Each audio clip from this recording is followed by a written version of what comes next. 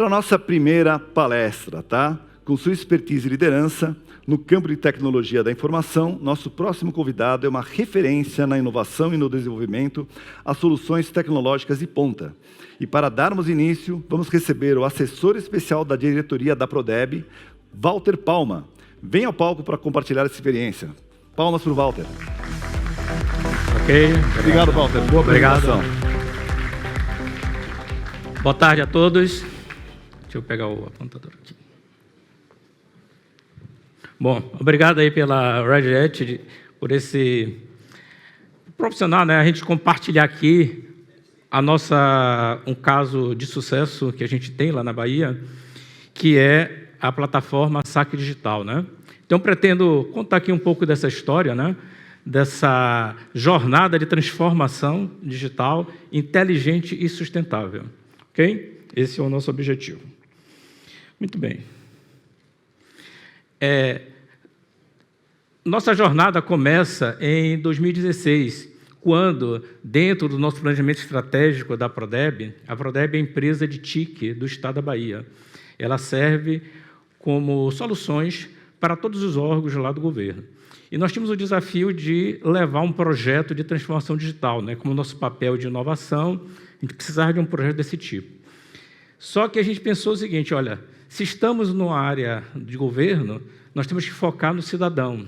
Então, todo o nosso projeto foi focado em observar o que é que o cidadão precisa em termos de serviços que o governo oferece para ele, né? Então, o cidadão quer o quê? Serviços simples. Então, os serviços, até então, que a gente observava, aqueles serviços que eram feitos presenciais, através de centrais de atendimento, são serviços que levavam alguma complexidade para o cidadão interagir. Então, um dos principais princípios que a gente levou em consideração nesse projeto foi a simplicidade.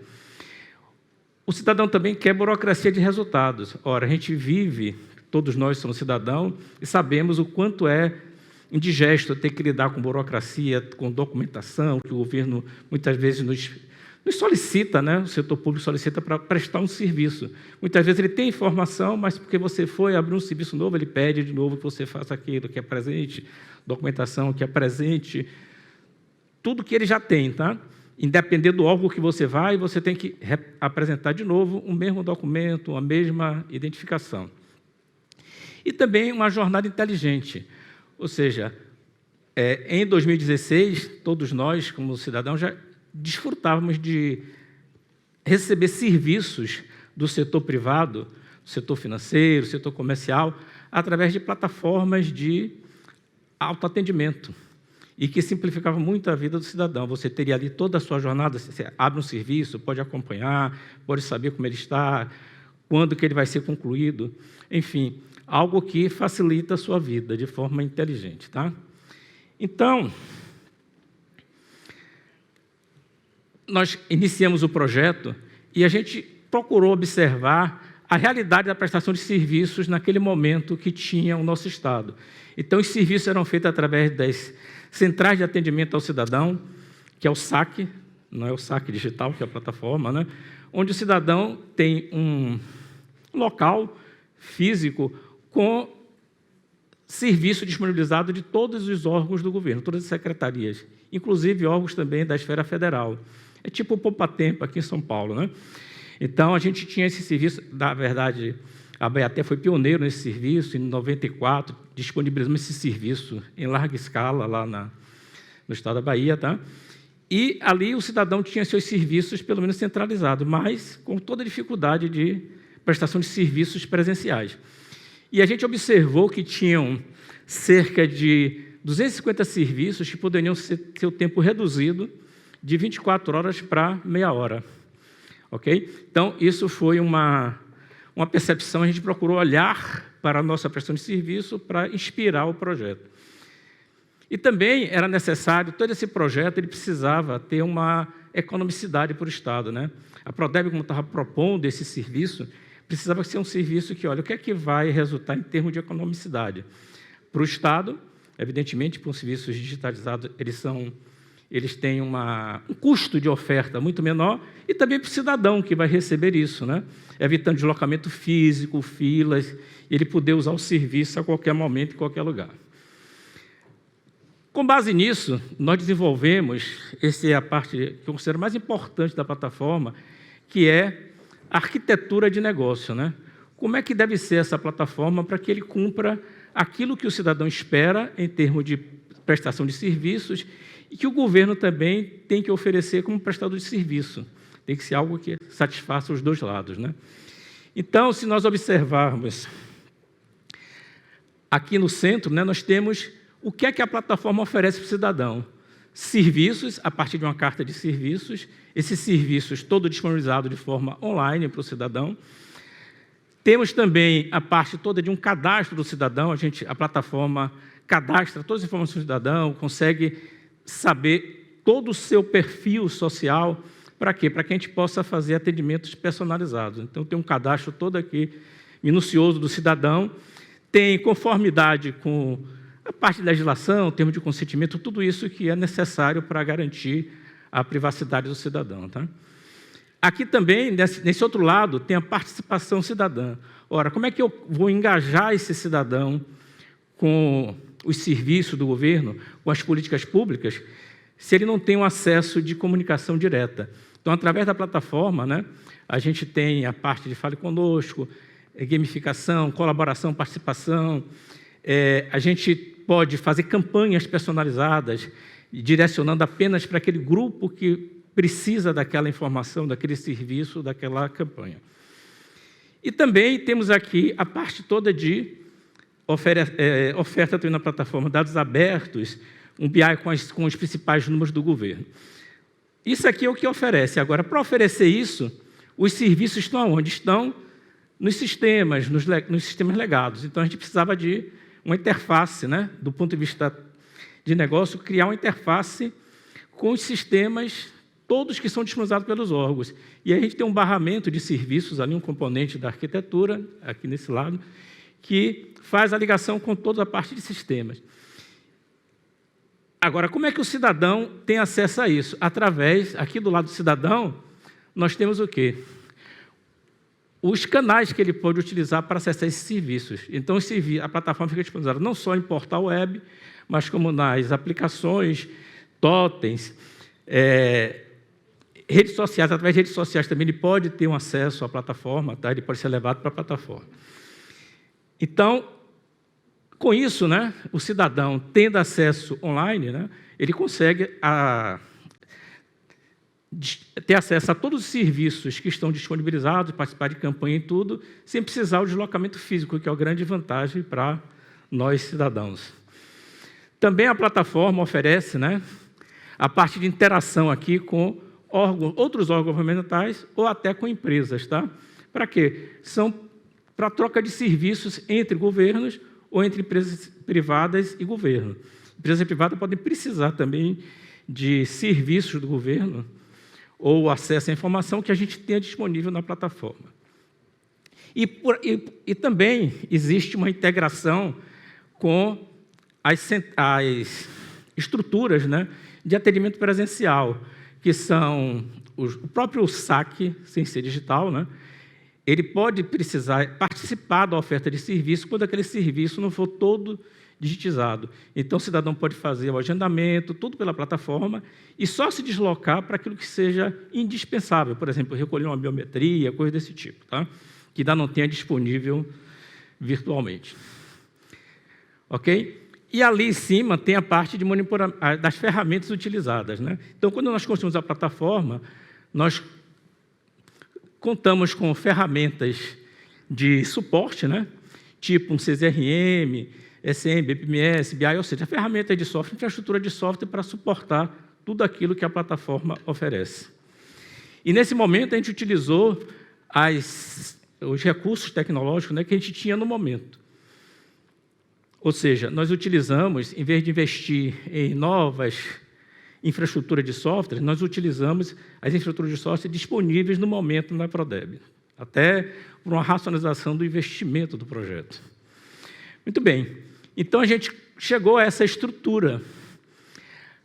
essa estrutura, agora aqui, a arquitetura técnica, né? O que é que tinha de tecnologia por trás? Que aí depois a gente vai fazer o link com a tecnologia da Red Hat.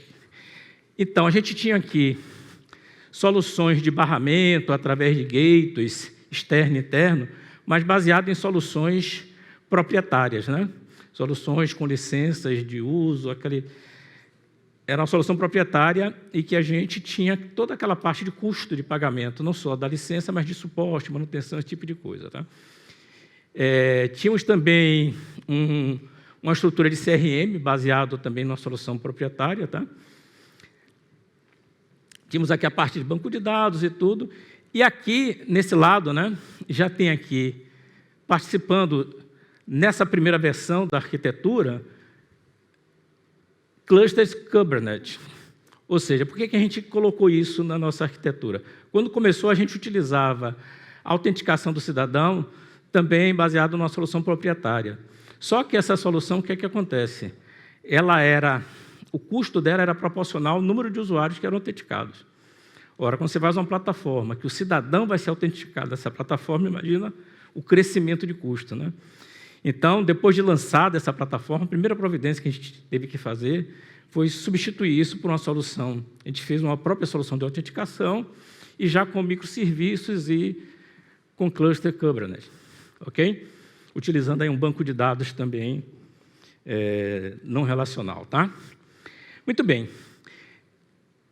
Nesse momento que a gente lançou a plataforma, em 2018, a plataforma estava operacional, já funcionando para o cidadão, começou a haver um crescimento muito grande de cidadãos, serviços. E o que a gente percebeu? Né? Que a gente precisava de uma evolução nessa parte de arquitetura técnica da plataforma. A arquitetura de negócio estava muito bem desenvolvida, porém, a parte que suportava essa arquitetura de negócio, a arquitetura técnica, precisava de uma evolução. E por quê?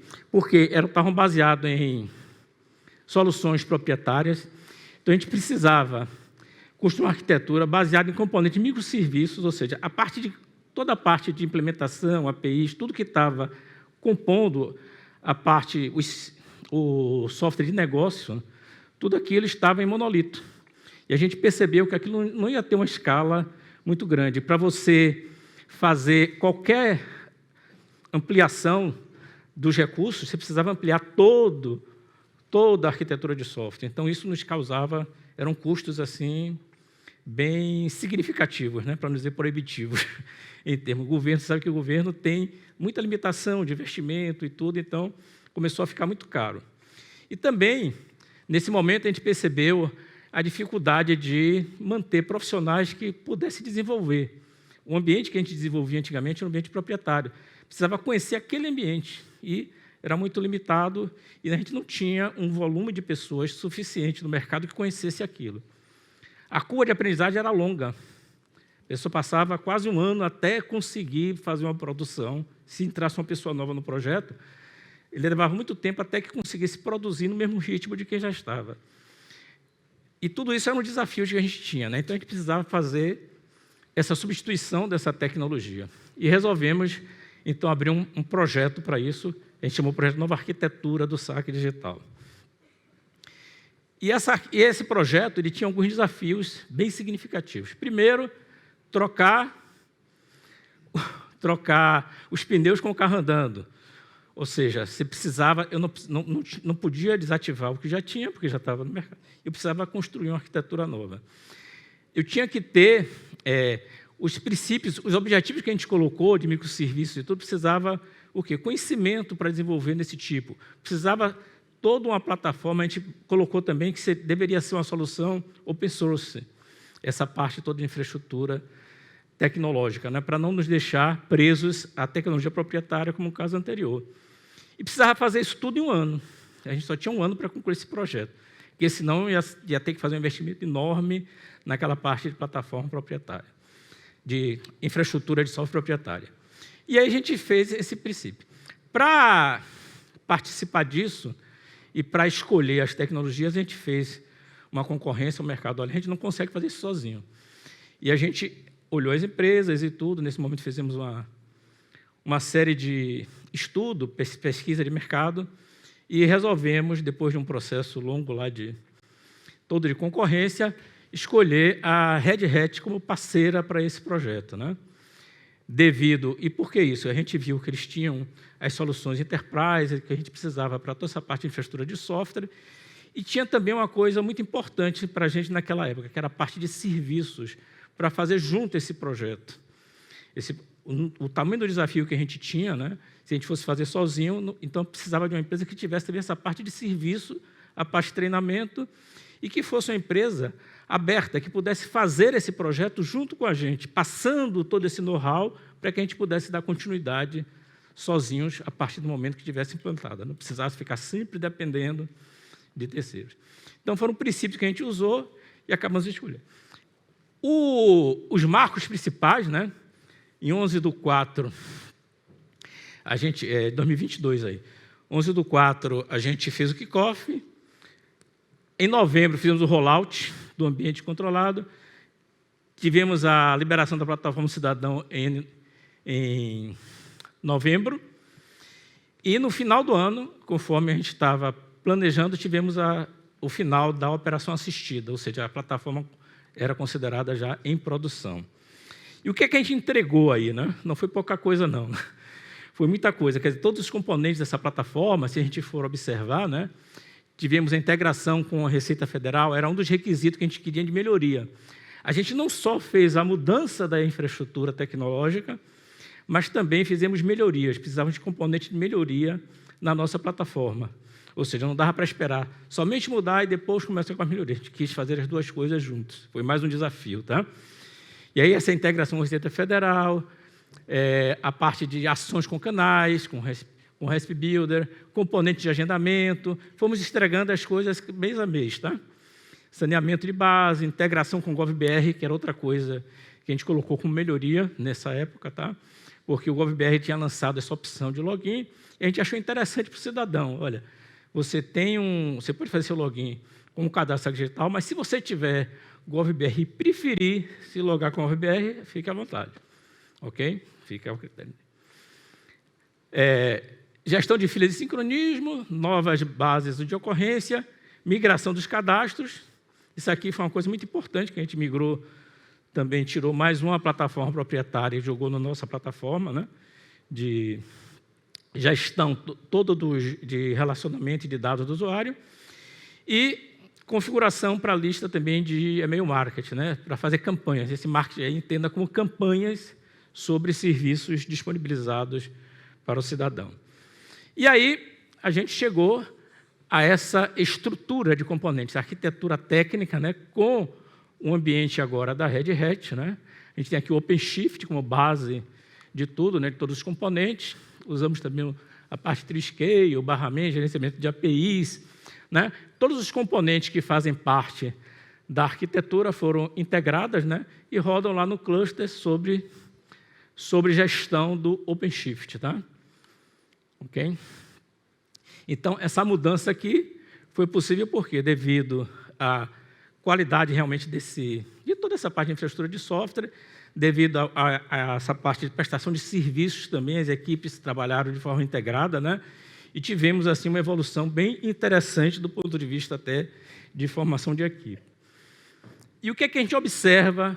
O que é que a gente observa depois que a gente fez essa transição? Essa plataforma, com o nível de importância que tem essa plataforma. Hoje, digamos assim, é a principal solução do governo em prestação de serviços ao cidadão. Então, é uma importância enorme. E a gente fez esse projeto, fez esse RIS, colocou nessa infraestrutura de software, colocou nessa plataforma. E o que é que a gente observou após o projeto em termos de benefícios? A gente teve benefícios, realmente, conseguimos o objetivo. Não só conseguimos o objetivo, né?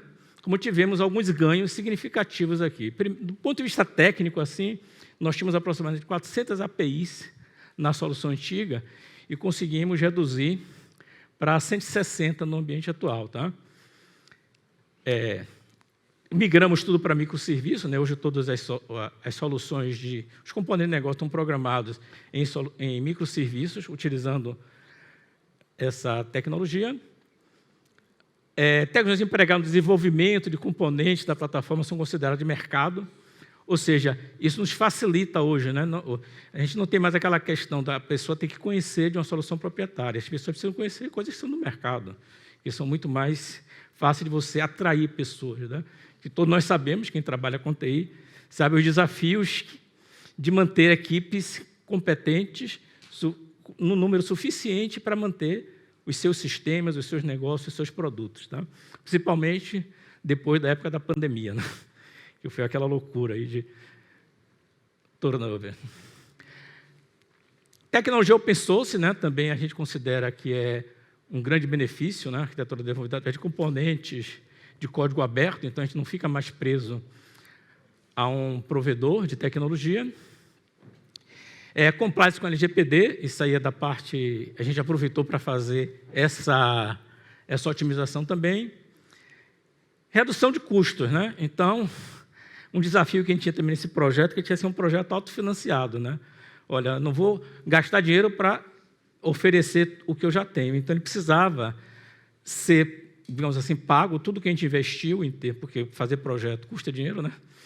Tudo o que a gente fez para migrar essa arquitetura precisava ter uma redução de custos ao longo do tempo, né? Então, a apuração que a gente fez foi que o custo de infraestrutura em 5 anos reduziu de 15 para 6 milhões. A gente teve uma economia significativa, que é sempre interessante para o governo que tem recursos tão limitados, né? Ok? Agora, na visão de processo de trabalho, também a gente não pode, além dessa parte de infraestrutura, né, uma coisa que nos preocupou muito nesse processo foi o que a gente pode aprender, evoluir nos nossos processos de trabalho. Para quê? Para gerar também satisfação para quem cuida dessa plataforma, quem dá sustentação, e conseguir atrair também novos talentos para trabalhar. Então, execução de práticas ágeis com DevOps, né? Então, foi um projeto que a gente foi muito forte em DevOps, precisava da área de infraestrutura nossa também trabalhando junto, né? Porque também eles tiveram uma mudança drástica, digamos assim, drástica, significativa, seria melhor, né? Que saiu de uma plataforma... a infraestrutura anterior, que já estavam acostumados a ter manutenção e tudo, passou para uma nova. Mas eles todos foram treinados, juntamente com a nossa equipe, que também foi treinado nesse ambiente todo Red Hat, para poder sustentar de forma tranquila, né, de forma pacífica, após o término do projeto.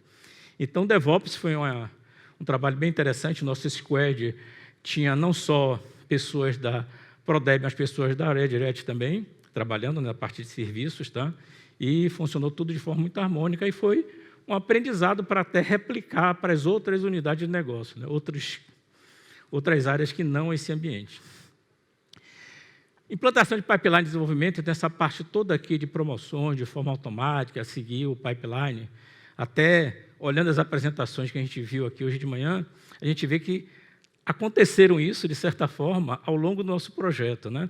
Então, essa questão que se falou da questão do DevOps, essa preocupação da Red Hat com serviços também, a questão do open source, a questão da automação, de quando você coloca... Ainda não estamos com automação na parte de produção com Ansible, mas é um próximo passo que a gente pretende, já está no nosso roadmap lá de planejamento, tá?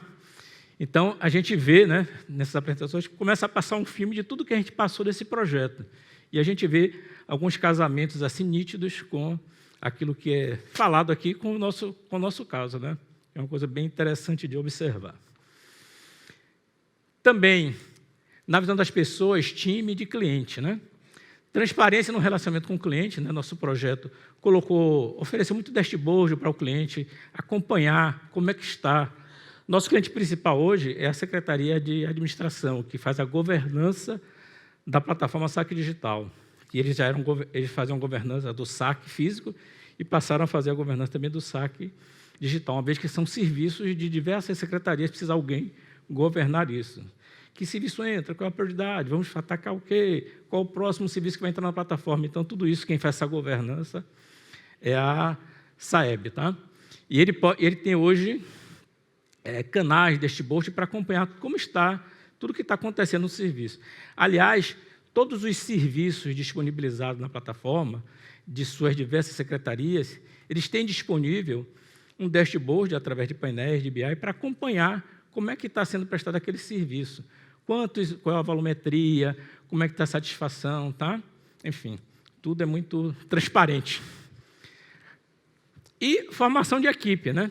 Estabelecimento de time durante o projeto, através de capacitação efetiva, ou seja, o treinamento é muito importante, né? Que ao você internalizar um novo ambiente, que você tenha um treinamento adequado para que as pessoas, a gente falou aqui de Academy também de manhã, né? Se falar de Academy, foi muito importante esse processo durante o nosso projeto também, tá?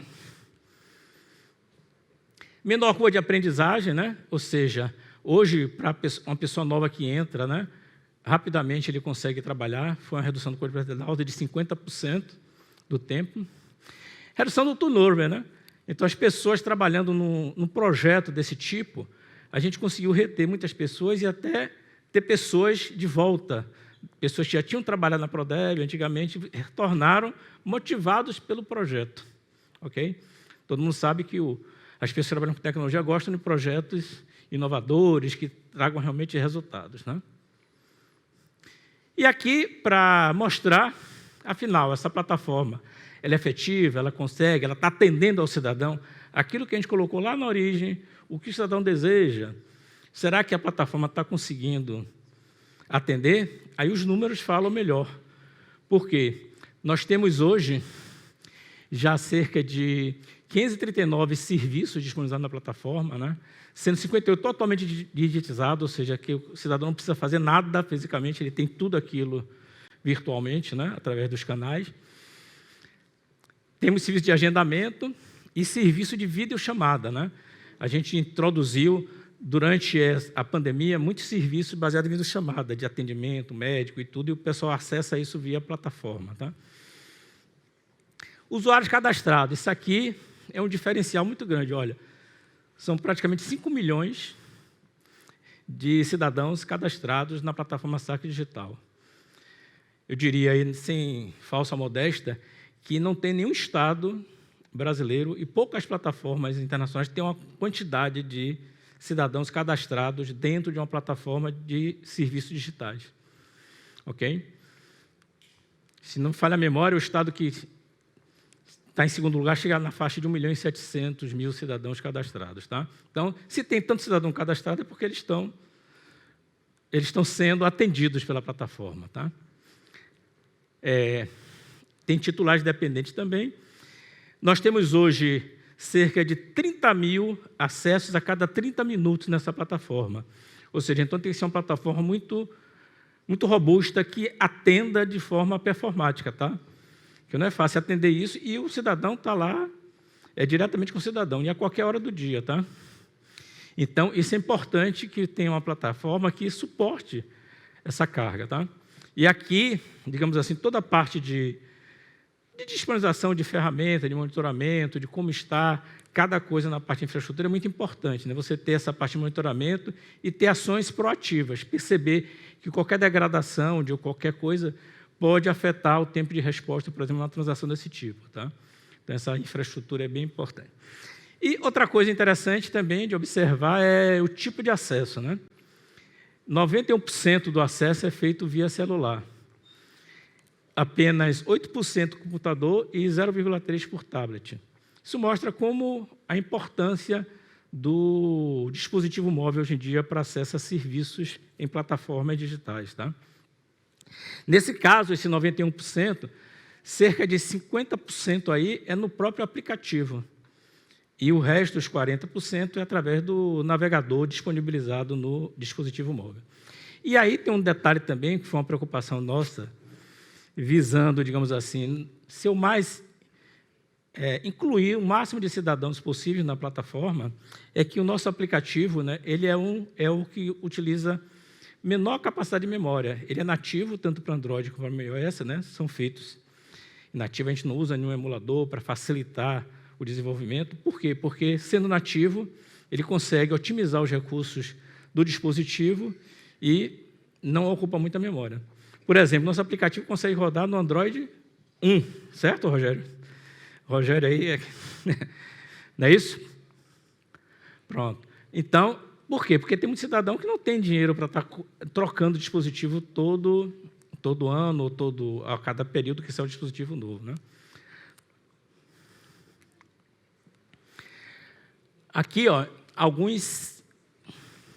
A gente pesquisa, tudo que é feito na plataforma, né, é sempre muito pesquisado, além da pesquisa das lojas, né, que mostra a satisfação de 4,6 e 4,8 nas duas lojas, né, em termos de satisfação do cliente com o aplicativo. Tá? Também aqui tem uma pesquisa, né, a nota que a gente tem quando a gente faz as apurações de satisfação com o serviço de saque digital, né, então sempre próxima de 5 estrelas. E aqui tem também uma coisa que é importante, né, para saber como é que está, quem é que acessa a plataforma. Será que as pessoas idosas estão acessando, as pessoas jovens? Quem é que acessa?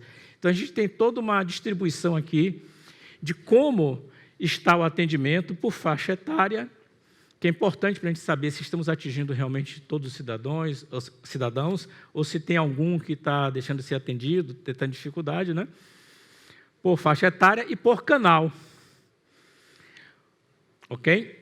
Ou seja, o aplicativo Saque Digital é o que tem o maior percentual, está em 57%, 51% portal, e o WhatsApp também. A gente introduziu também o atendimento via WhatsApp, tá? Então, o cidadão pode usar o WhatsApp também para chegar lá. Ok?